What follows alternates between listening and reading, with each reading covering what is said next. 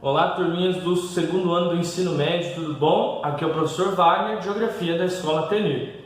E hoje eu estou aqui para dar início às sequências de vídeos que serão realizados por mim e pelos outros professores da Escola Tenir para contribuir com os estudos de vocês em casa. E hoje a nossa conversa é sobre a Geografia da Frente B, capítulo 2. Geografia, Frente B, capítulo 2, que fala sobre ordem mundial bipolar, Guerra Fria. Mas antes de entrarmos nesse conteúdo, é extremamente e imprescindível nós definirmos e entendermos o que é uma ordem mundial. A ordem mundial nada mais é do que um equilíbrio de poder entre potências. O que causa essa desordem? Guerras. No entanto, que foi a Primeira e a Segunda Guerra Mundial que contribuiu para a formação da ordem mundial bipolar.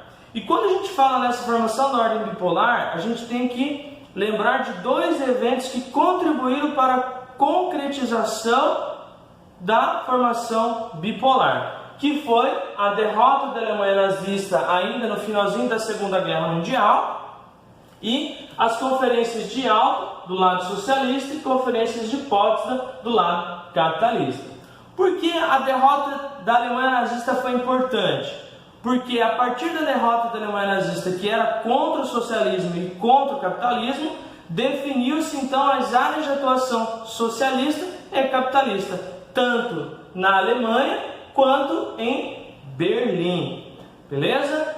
A partir daí, a partir dessa divisão da Alemanha e de Berlim, surgem então as conferências de Yalta. O que foi essa conferência de Yalta? Essa conferência de Yalta nada mais é a definição das áreas de influência socialista. E a Conferência de Potsdam é a definição das áreas de influências capitalistas.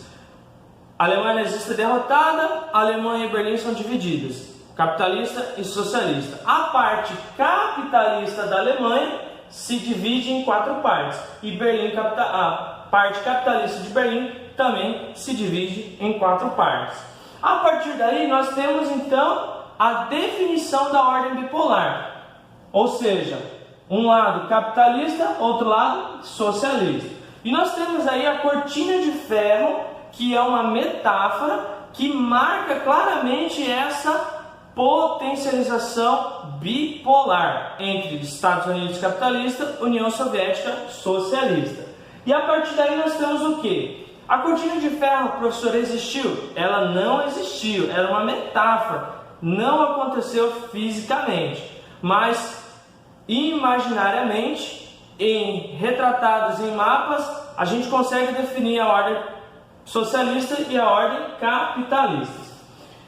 Quando se divide a Alemanha em socialista e capitalista, a parte capitalista é dividida em três partes: Estados Unidos, Reino Unido e França. E a partir daí, esses três países que tinham os mesmos ideais capitalistas se unem e criam então a Alemanha Ocidental. Por que eles criaram essa Alemanha Ocidental? Para fortalecer os interesses capitalistas e aumentar o poder de força. E a partir daí eles criam então a RFA, República Federal Alemã.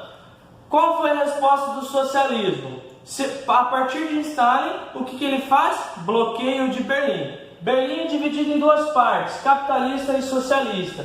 Mesmo sendo de pensamentos diferentes, existia uma relação econômica ainda entre elas. A partir da criação da RFA, Stalin fecha o bloqueio, faz um bloqueio e não permite nenhuma relação. Qual o intuito desse bloqueio? Diminuir então o poder capitalista e levar à falência. Isso aconteceu? Não. O que o socialismo precisou fazer, pessoal? Criar então a Alemanha Oriental e criar a RDA, República Democrática Alemã. Isso é uma resposta do socialismo a partir da organização territorial capitalista. E organizando-se territorialmente, aí eles vão precisar se organizar política e economicamente. E qual foi a forma que o capitalismo dos Estados Unidos, a parte capitalista dos Estados Unidos, como que ele se organizou política e economicamente? A partir da doutrina Truman e Plano Marshall. O que foi a doutrina Truman e Plano Marshall? nada mais é do que um esforço de reerguimento, né, dos países que sofreram com a Segunda Guerra Mundial. Como que eles faziam esse surgimento? Como que eles poderiam melhorar essa economia? Fazendo doações e empréstimo a esses países. Porque lá na frente eles cobrariam uma aliança econômica. Pessoal, a resposta do socialismo vem muito rápido com a Cominfor e Comecon. Assim como o Doutrina Truman e Plano Marshall, essa organização política e econômica, o socialismo se organiza política e economicamente a partir, né, do Conselho de Assistência Mútua e do Conselho Econômico. Ou seja, uma resposta à organização política e econômica, tá, da parte socialista. A partir daí nós temos o que? Organizamos então territorialmente, organizamos política e economicamente, e eles precisariam se organizar militarmente. No entanto, que a parte capitalista cria o que a gente chama de OTAN, Organização do Atlântico Norte. O que é essa organização? É uma aliança militar entre os países que combina desse pensamento capitalista. Para quê? Para se organizar militarmente caso acontecesse uma guerra mundial, né? Uma terceira guerra, uma guerra nuclear, tá? Qual foi a resposta do socialismo? Criação então do Pacto de Varsóvia. Esse Pacto de Varsóvia é uma aliança militar e que nada mais é do que um estudo e um melhoramento da segurança em defesa da população socialista. E uma forma também de impedir o avanço capitalista às terras socialistas. A partir daí, então, o período da Guerra Fria. O que foi, então, essa Guerra Fria, professor? Foi esse período de confrontos indiretos. Foi esse período onde os Estados Unidos e a União Soviética se confrontavam ideologicamente, politicamente, economicamente e a partir das corridas espaciais armamentistas. Foi um grande período, a Guerra Fria, um período de grandes avanços tecnológicos, avanços de espionagem, avanços com criações de aviões e várias outras coisas ligadas à estratégia militar. E um dos exemplos que a gente pode dar é a corrida espacial. Os Estados Unidos tinham uma tecnologia muito avançada e a União Soviética também tinha uma tecnologia avançada. E eles estavam numa grande corrida de quem ia ao espaço primeiro.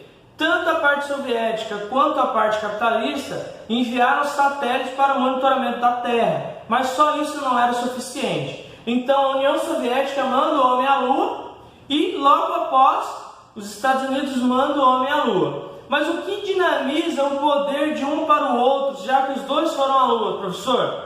O registro fotográfico, a transmissão ao vivo dos Estados Unidos na Lua. Então essa demonstração de gravar, demonstrar que o cara está à Lua, era uma demonstração da alta tecnologia e do avanço não só de tecnologias, mas também da comunicação com todo o teu povo e com toda a tua região. Então isso demonstrou muito a capacidade tecnológica dos Estados Unidos.